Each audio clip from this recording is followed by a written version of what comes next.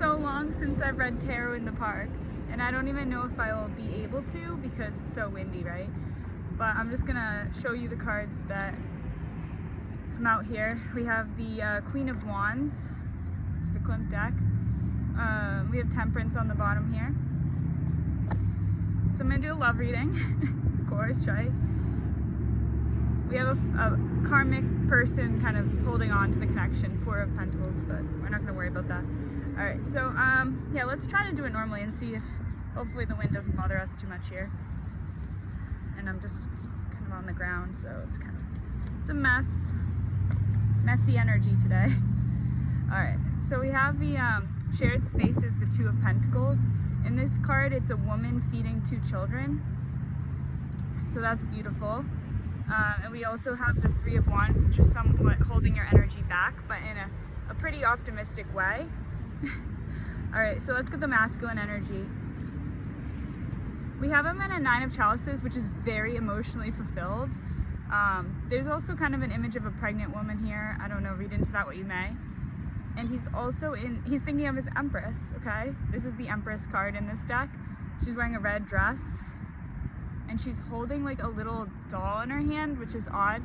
It's almost like this is her higher self and this is her lower self that the higher self is controlling.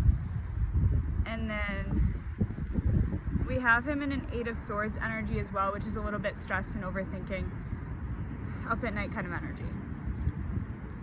And again, he's thinking of her. This is a woman on a boat here. A lot of nude imagery in this deck. All right. So let's get her energy. I was gonna reshuffle, but I'm actually not. So her energy is the Ace of Pentacles, really going after her finances right now, getting into that money. She also has wings in this image, which is really beautiful.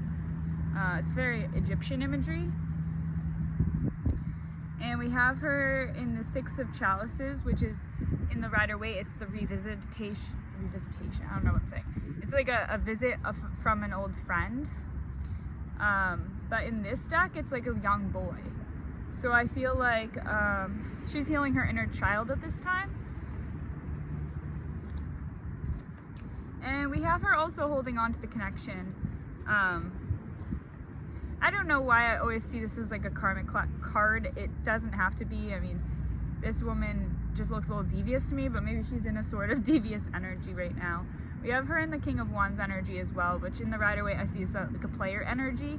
But in this deck, it's more of just a very serious energy. It's kind of like there are eyes on the cloak, so it's like she sees everything for what it is and she's not phased. She's not getting out of her power. It was interesting that we saw the masculine and the Queen of Wands and her coming up as the King of Wands, so maybe it's also just them thinking of the other and making assumptions about each other that probably aren't true. And then we have her here in this Ace of Wands, which is really passionate, so much passion here. And that's very fiery energy too, wand energy. She's also coming up as this Nine of Wands, which is a little bit overburdened. You remember carrying all those burdens in the Rider-Waite deck. In this one, it's almost like these are all the versions of herself from the past that she's just kind of reminiscing and kind of just, it's not swords, so it's not like overthinking. It's more like, I feel like she's forgiving her past selves.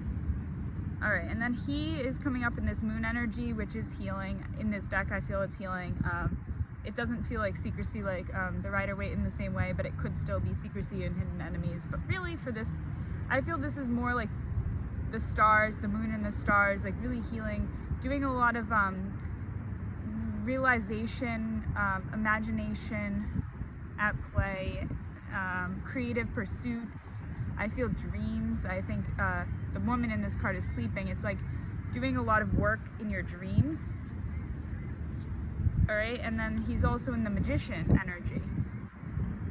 There is a snake on this card. I feel I always think this is a really dark card in this deck.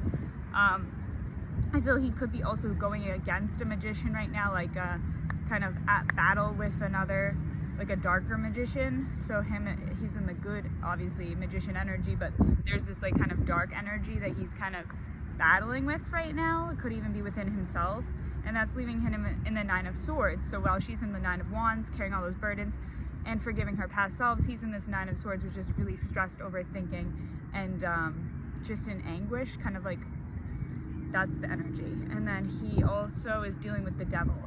This is literally the Devil card in this deck, and it's a toxic energy, which I already sensed. The Ace of Swords is here though, so it's like, if I can speak through my hair, it's like the truth is coming out. As soon as he gets into his King of Swords energy and comes forth with the truth, and the Ace of Swords comes through as the authentic truth, there's nothing that can stop him at that point. And then we have this, she's coming in this Five of Chalices. It's like she already took her mask off, and she's kind of waiting for him to do the same. And she's in the Chariot, she's going forward, and this also flipped over, which is the Two of Swords. It's like she wants to be there to comfort him, but she knows he has to go through this on his own, because it's like judgment. This is judgment coming through, it's karma. It's Judgment Day, you know. This is like, it's sort of like Judgment Day every day on Earth. If you think about it, maybe don't think about it, maybe just kind of be in your intuition and your power. So the Knight of Wands, I feel this is a shared space energy. It's like they both just want to continue to go toward their desires. We have the Empress coming again, so I guess it is her energy. She's pursuing her desires right now. She's not really bothered about what he's up to. She knows he's on his own path at this time, and their paths will merge at the divine timing, at the perfect moment. Okay, so this is just shared energy for the end here. We have 3 geese just kind of going crazy over there. But anyway, we have Temperance in the shared space, which makes a lot of sense. We have the Karmic coming through in the shared space, which they're both aware of that situation. And on the Karmic card is the Evil Magician. So it's like, we know who she is, and we know what she's doing in the dark. And we have the Hangman. That's why they're in this Hangman state, is like patience. But also the opposite of the Hangman is, you know, the reversal is illumination. So becoming illuminated to the truth. And we have the World, and in this deck, the World is a pregnant woman. So we do have that kind of shared King of Pentacles coming through. The shared desire to create something together, whether that's a baby or just a creative project of some sort. They want to create together. The Empress, 3rd time in the reading coming through, like, that's fucking cool. Like, she's so in her power right now. It's almost unbelievable how much she has leveled up from, I can barely speak. Just simply in the last few months, how much she's leveled up. The Ace of Wands, like complete passion, embracing your passion, not apologizing for who you are, and just being so proud of who you are. That's the energy she has right now. And again, the Two of Pentacles for the 2nd time in the reading, which is those 2 children she wants to have. And they look like 2 boys, but oh no, there's a boy and a girl. Sorry, I looked at their anatomy. I mean, like, I don't know what their pronouns are, but just in an anatomy sense, they, you know, one has a penis and one has a vagina. So it's like a son and a daughter, but they look about the same age. So they could be twins, you know, fraternal twins. That's the energy I'm feeling. They look about the same age. They could also be not related to her. They could be students or children. It could be a metaphor. It could just be her healing her inner child. It's like really however you want to interpret it for your personal story. But definitely karma coming through heavy right now. It's like sort of March will be a month of healing. I feel for most of the zodiac signs after reading all of the signs for March. We have the Queen of Cups. It's going to be about self-love, about healing your inner child, looking inward, discovering what you truly want, what your true passions are, and going forward in this Knight of Swords energy, like really authentically embracing your true self and exploring different aspects of ourselves. You know, embracing, holding on to all aspects of ourselves, our dark and our light, and balancing those energies within ourselves.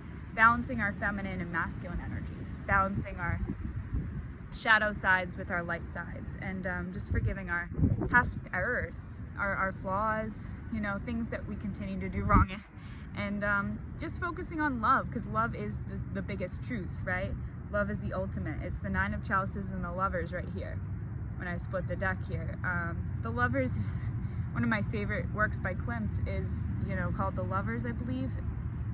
Might not be, but I don't know. It's called The Kiss. It's called The Kiss, and he's kissing her, and it's so beautiful. And I believe this whole deck was created around this image. So this is a true copy of his work. But I think some of these cards, or most of them, are just imagined iterations of his work. Like obviously he doesn't have like a Knight of Wands, but it's, you know, it's based around true paintings by this artist. So you can look it up and see for yourself.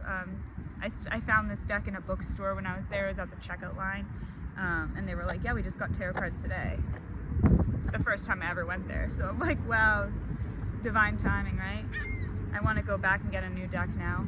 I have exactly the one in mind that I want, and maybe that's an adventure for, I don't think it's for today, but when the time's right. All right, have a beautiful day. Thank you.